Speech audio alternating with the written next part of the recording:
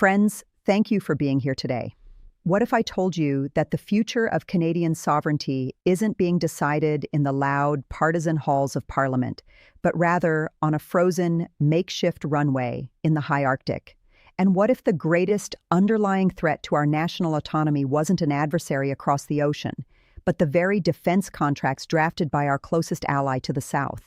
For years, the narrative surrounding the replacement of Canada's aging fleet of CF-18 fighter jets has been tightly controlled, presented to the public as a mere administrative necessity, a routine procurement file meant to be rubber-stamped. We were told repeatedly that the Lockheed Martin F-35 Lightning II was the only logical choice, an inevitable upgrade to keep us seamlessly integrated with the American defense umbrella. Yet, as the layers of this multi-billion-dollar decision are peeled back, a profoundly different reality emerges. The sudden and serious inclusion of the Swedish defense firm Saab pitching its JAS 39 Gripen to be built right here in Canada has shattered that illusion of inevitability. This is no longer just a debate about payload capacities, stealth profiles, or unit costs. It has evolved into a fundamental crisis of national leverage, survival, and independence. The Gripen's presence in this conversation is sending a clear, unyielding message not just to Ottawa, but directly to Washington and the entire F-35 program. Canada will not be a captive market, and our sovereign airspace will not be outsourced. But to really understand the gravity of this moment, we have to pull back the curtain on a word Washington loves to use: interoperability. It sounds incredibly reassuring in a Pentagon press briefing, but we must ask ourselves what it actually means when applied to Canadian sovereignty.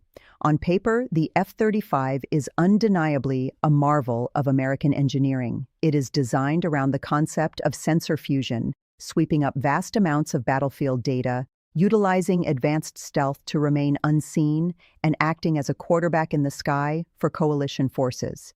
It is built for a specific type of war, one where the United States dictates the operational tempo, where massive, pristine air bases remain untouched, and where supply chains flow seamlessly from Texas right to the front line.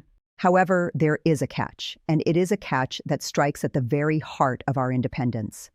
The immense power of the F-35 rests entirely on a tightly integrated, American-controlled digital ecosystem. The aircraft operates on a centralized logistics and maintenance framework that tracks every single part, every maintenance schedule, and every critical software update across the entire global fleet. While this allows for unprecedented coalition coordination, it also creates an absolute, unbreakable tether to Washington.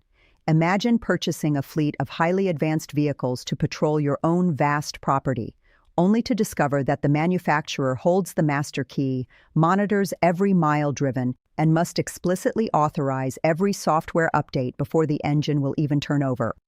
Operators of the F-35 do not independently rewrite core software. They do not unilaterally integrate new, domestically produced weapons without navigating a labyrinth of established American approval channels. For a nation like Canada, a country with a long, proud history of charting an independent foreign policy and prioritizing international law over impulsive military adventurism, this so-called interoperability looks dangerously like technological subjugation. In stable times, relying on a broader network that extends beyond our national borders might seem like a fair, if somewhat uncomfortable, trade for advanced capabilities. But as we all know, we do not live in stable times. In a highly contested environment where peer adversaries actively target satellites, disrupt cyber networks, and launch precision strikes against fixed air bases in the opening hours of a conflict, those centralized dependencies become fatal pressure points. If the satellite link to Washington goes down, or if the digital infrastructure is compromised by a cyber attack, what happens to the multi-billion-dollar fleet meant to guard the Canadian North?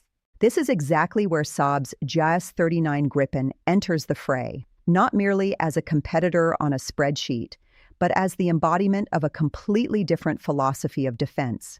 The Gripen emerged from a strategic culture that Canadians, particularly those of us who value self-reliance, can deeply understand and respect. During the Cold War, Swedish defense planners did not have the luxury of assuming they would dominate the skies or rely on an untouched, endless logistics chain.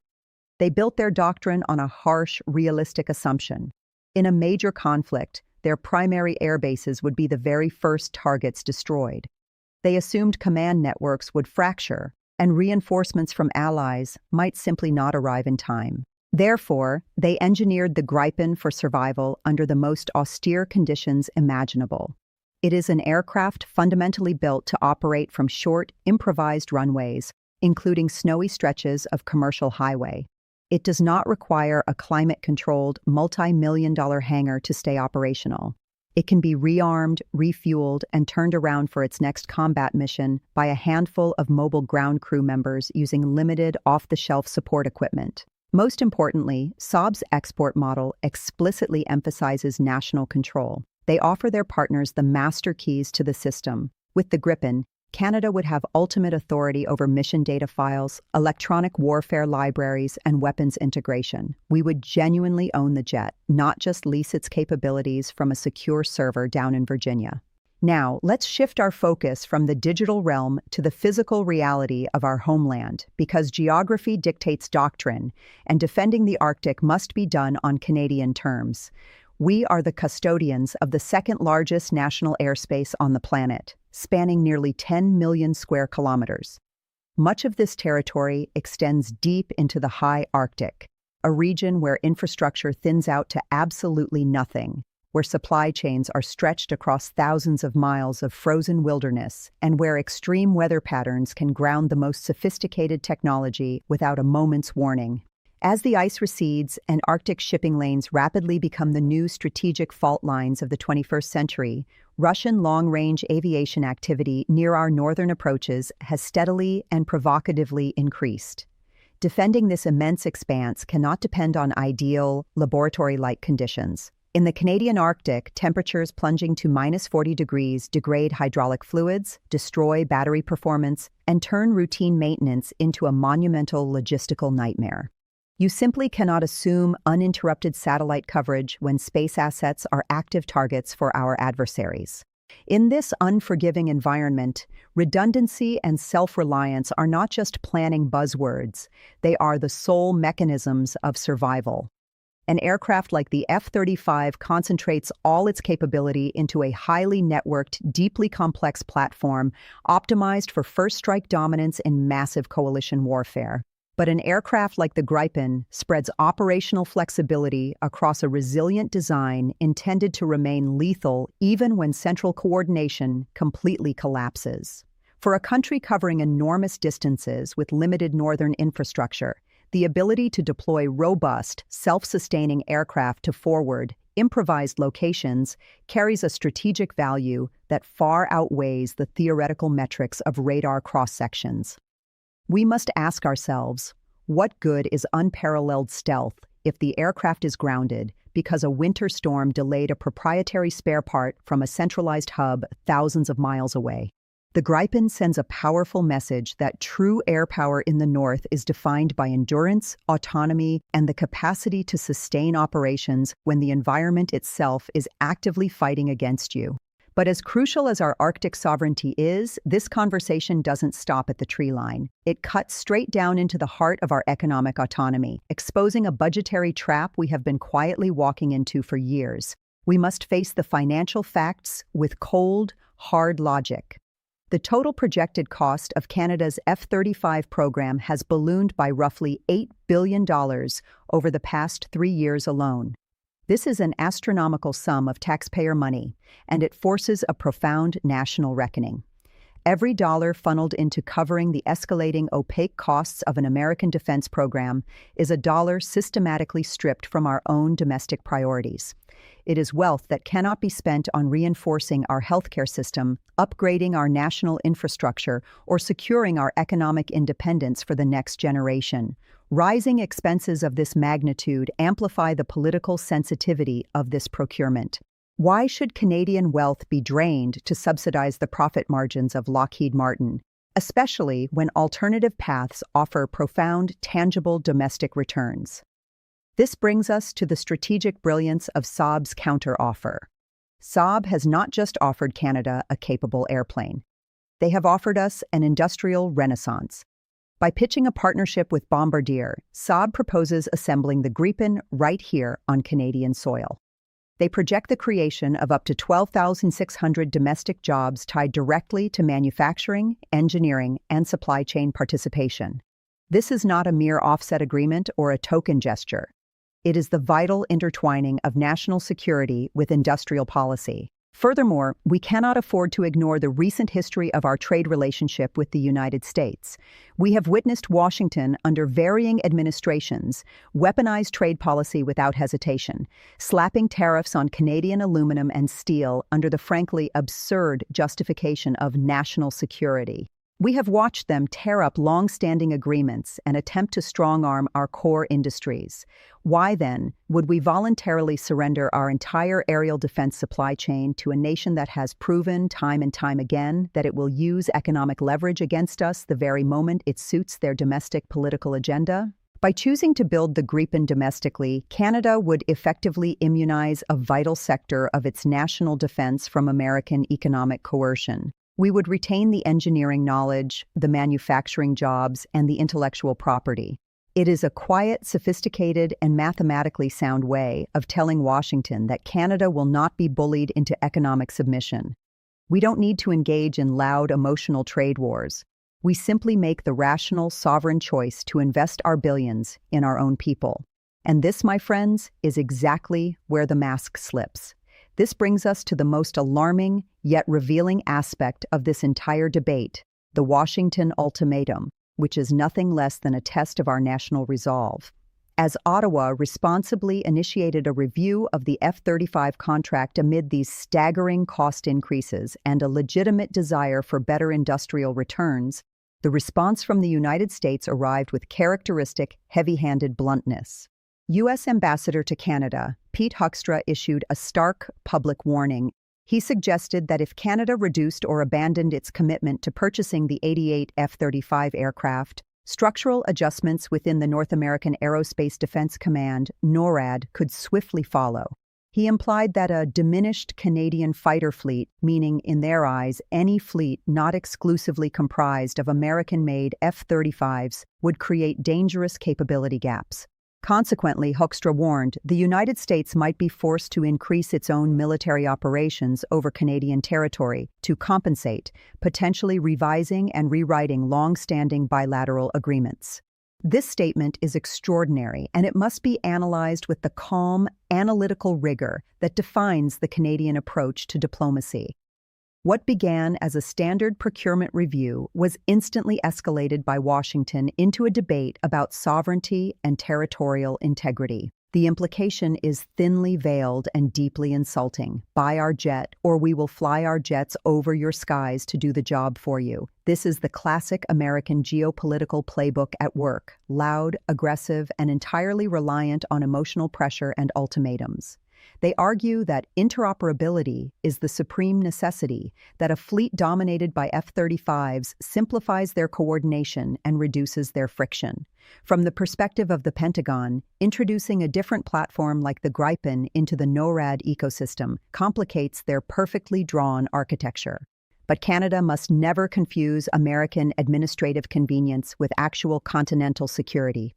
NORAD was established during the Cold War as a binational command, a true partnership of equals sharing the immense responsibility to defend North America. It is not, and never has been, a mandate for the United States to dictate Canadian procurement budgets or to treat our sovereign airspace as a northern extension of their own jurisdiction. The threat of American aircraft patrolling Canadian skies more frequently if we choose the Gripen is a fundamental misunderstanding of what actually makes a defense network resilient.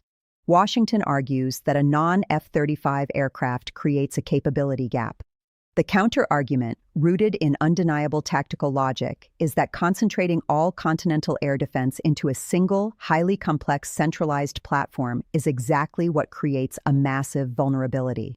If a severe crisis occurs, and the deeply integrated digital networks that the F-35 relies upon are jammed, corrupted, or destroyed by a sophisticated peer adversary, a monolithic fleet becomes a catastrophic liability. Having a diversified continental defense, where the U.S. operates its high-end, centralized stealth fighters, while Canada operates a highly autonomous, dispersed, rugged fleet of Gripens that can launch from snowy highways when the main bases are smoking craters, actually strengthens the entirety of NORAD. It creates a multi-layered defense that severely complicates the enemy's targeting calculus. I am very curious to know where you stand on this specific issue. Does the idea of American fighter jets actively patrolling Canadian skies make you feel safer? Or does it cross a fundamental sovereign line for you? Please, take a moment to share your perspective in the comments below. We need to have this conversation as a nation. Let us also consider the deeper societal implications of this choice, because the aircraft we buy ultimately reflects the values we prioritize. Across the border, we observe a political culture that routinely subordinates the basic needs of its citizens to the insatiable appetite of a sprawling military-industrial complex. We watch as our American neighbors pour trillions into endless defense contracts, while their domestic infrastructure crumbles and their citizens struggle with the crushing weight of a privatized healthcare system. That is their choice, and their system. But it is emphatically not ours. The Canadian social contract is built on a fundamentally different foundation. We view a strong defense not as a tool for endless global intervention or aggressive posturing, but as a necessary shield to protect our way of life. A way of life that guarantees health care, dignity in retirement, and a robust social safety net for all our people. When we are told that the F-35 program's costs have skyrocketed by an additional $8 billion, we must translate that figure into the language of our daily lives. $8 billion is not merely an abstract line item in a Pentagon ledger. In Canada, $8 billion is the critical funding required for new hospitals across our provinces. It is the capital needed to secure our power grids, modernize our critical infrastructure, and ensure our medical system remains a source of national pride. To hand that immense wealth over to a foreign corporation, simply to satisfy an arbitrary standard of interoperability dictated by Washington, is a direct assault on the very social fabric we are trying to defend. And let us not forget, we have paid this terrible price before. For those of us who remember the 1950s and 60s, the ghost of the Avro Aero still haunts our national consciousness. We once had the brightest aerospace engineers on the planet, building a supersonic interceptor right here at home that vastly outperformed anything the Americans or the Soviets had on the drawing board. But under immense, suffocating political pressure from Washington, Ottawa lost its nerve.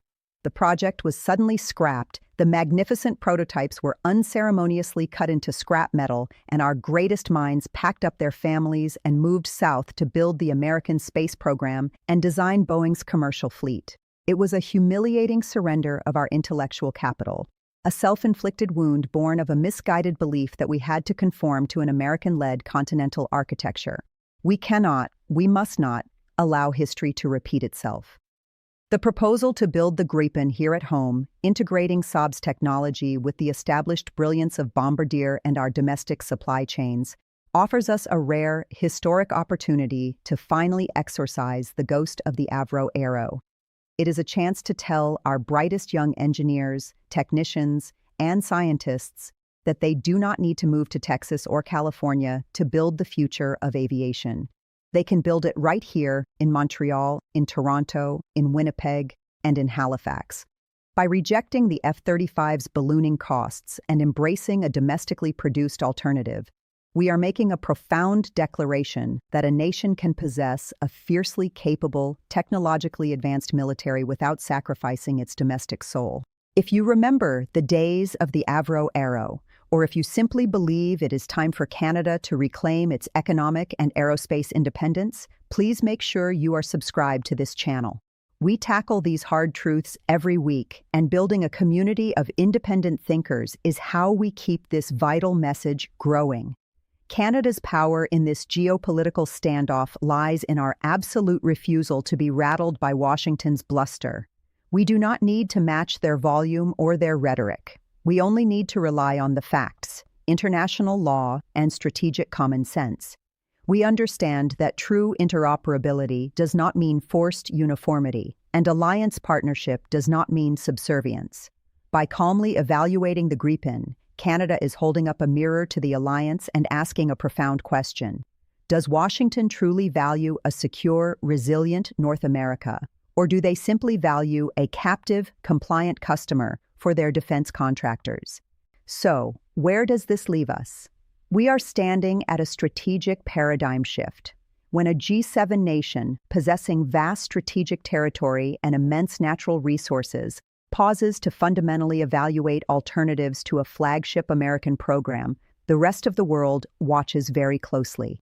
Smaller allies, similarly constrained by budgets and increasingly wary of total reliance on U.S.-controlled digital systems, are taking careful notes.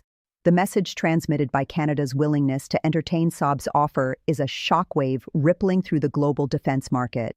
It proves that endurance, autonomy, and sovereign control are finally beginning to stand shoulder to shoulder with stealth and sensor fusion as the true pillars of modern security. No serious analyst dismisses the technological marvel of the F-35 in a perfect combat scenario, but survivability under prolonged chaotic disruption requires far more than just advanced software and low radar signatures. It demands flexibility in basing, redundancy in supply lines, and the absolute, unshakable confidence that a nation's leaders retain supreme control over their military assets during a crisis without having to ask a foreign capital for permission to act.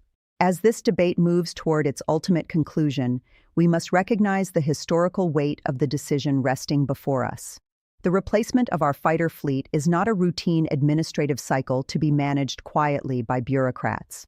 It is a defining strategic declaration of how Canada intends to exist and operate in the 21st century. Will we accept the underlying premise that we are merely a junior partner, obligated to swallow billions in cost overruns and sacrifice our industrial potential just to maintain structural alignment within an American-designed system? Or will we assert our historical identity as a sovereign, rational, and quietly formidable nation? The Gripen represents vastly more than just a smart, practical hedge for Arctic operations. It represents a firm rejection of the idea that we must sacrifice our economic autonomy and our sovereign control in order to be safe. It proves that we can defend our immense and unforgiving expanse of territory on our own terms. We can build the machines ourselves, employ our own people, own our own mission data, and secure our own skies. Canada has always succeeded on the world stage when we use our intellect, our legal standing, and our calm, unbreakable resolve to counter loud aggression. The Gripen is our trump card. It is the leverage we desperately need to remind Washington and the world that true strength is not found in demanding compliance from your allies, but in the quiet, unyielding capacity to stand independently in the freezing winds of the North, entirely self-reliant and utterly uncompromised. Thank you for taking the time to explore this complex and vital issue with me today. If you value this kind of calm, independent analysis over the loud political headlines, please hit the like button and subscribe to the channel.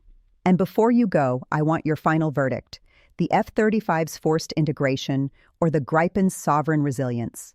Let me know your thoughts in the comments below, and I will catch you in the next video.